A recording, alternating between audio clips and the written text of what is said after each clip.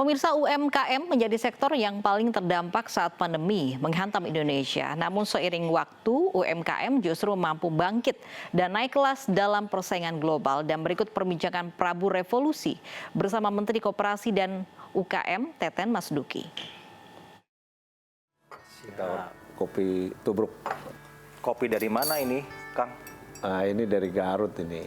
Ya, kopi Garut ini sekarang mulai mulai naik daun. Naik daun karena produksinya mulai bagus dan kopinya kalau di cupping skornya ya nggak jauh beda dengan Gayo. Sama kopi Gayo sama cupping skornya. Artinya kualitasnya sama gitu ya, Kang ya? Iya, cuma Jawa Barat tuh kan yang hebatnya fruity. Oh, fruity. Iya, iya. Sekarang orang minum kopi kan nggak harus pahit kayak seperti dulu. Iya, benar. Jadi sekarang agak light, jadi kayak minum teh. Waduh, kopi kan sangat personal ya. Sangat personal ya. Setuju. Semua orang punya cerita dengan kopinya. Ya, punya narasi sendiri. Ayo kita coba. Cicip ya, Kang. Nah, aromanya kan mantap kan? Ampun. Apalagi kalau dibikin pakai V60. Ya, untuk manual brew-nya, waduh, 84 derajat gitu, airnya pas banget keluar. Aromanya juga keluar kalau pakai V60. Ih, luar biasa. Dengan tugas sekarang ya di koperasi dan UMKM, ini kan sebetulnya bicara tentang umat yang banyak ya. Jumlahnya mungkin bisa 50 jutaan ya, Kang ya sekarang ini. 65 juta. 65 juta itu ya sebetulnya bisa dibilang hampir 1/4 atau 1/3 penduduk Indonesia ya. Kalau dipikir-pikir besar sekali ya, Kang.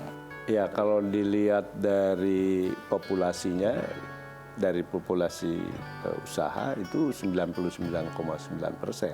99,9% yang melibatkan sekitar 120 juta tenaga kerja. Jadi 97% tenaga kerja kita tuh diserap oleh UMKM. Ya, jadi luar biasa. Walaupun Bank Dunia udah mengingatkan kita supaya Indonesia juga menyediakan lapangan kerja yang lebih berkualitas. Nah, ini tantangan kita. Sekarang kan kalau bicara UMKM ya, Kang, ini jujur-jujuran aja ya, Kang ya. Persepsi yang muncul itu kecil gitu, usaha yang selalu kecil dan mau naik kelas itu susah gitu. Kalau melihat piramidanya juga kan yang bawah ini masih banyak banget ya, Kang ya. Nah, naik kelasnya kan harus didorong nih, Kang.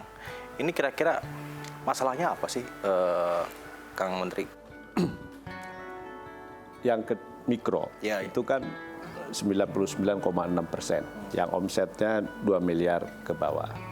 Sebenarnya kalau kita golongkan, mereka itu lebih ke ekonomi subsisten lah, ekonomi untuk memenuhi kebutuhan keluarga. Nah, belum kita bisa mengatakan ekonomi yang produktif, begitu. Kenapa begitu banyak UMKM kita? Karena sebenarnya mereka itu tidak terserap di lapangan kerja formal.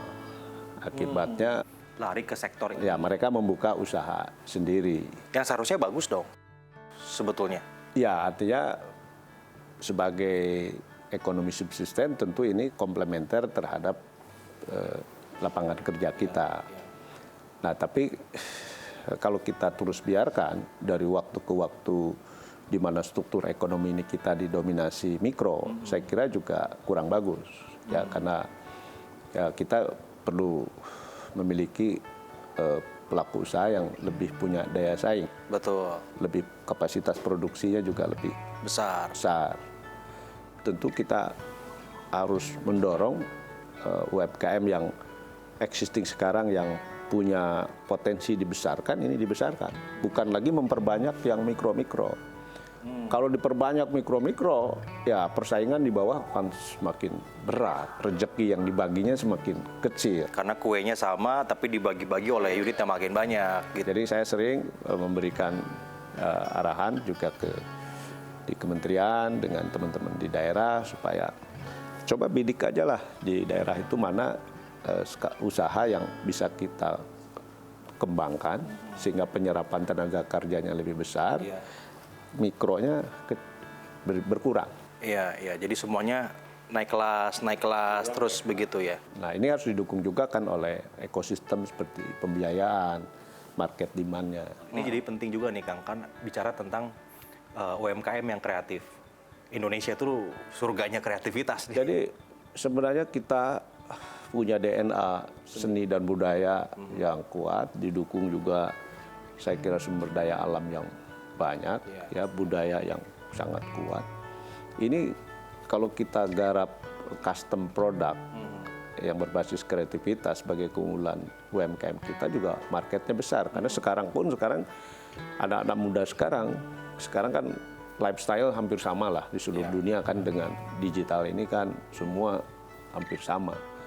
Anak-anak sekarang banyak menyukai produk custom bukan lagi mass production. Ya. Nah ini momentum kan sebenarnya bagi UMKM artisan.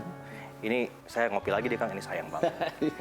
Kopinya semakin dingin. Dan ada banyak proyek-proyek ya yang Kang Menteri sudah siapkan dan memperlihatkan kepada kita bahwa UMKM itu bisa loh naik kelas. Nanti Kang Menteri mau ajak saya ke sana ya Kang ya? Ya. Saya ikut ke mobilnya Kang Menteri boleh ya? Oh, boleh. Mobil Menteri kan kapan lagi? Enak harusnya.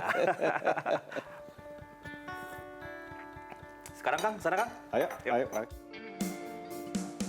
Pak, kita ikut ya Pak ya ke mobilnya Pak Menteri. Ya, silakan. Ini mobilnya ini kan Pak? Ini Pak.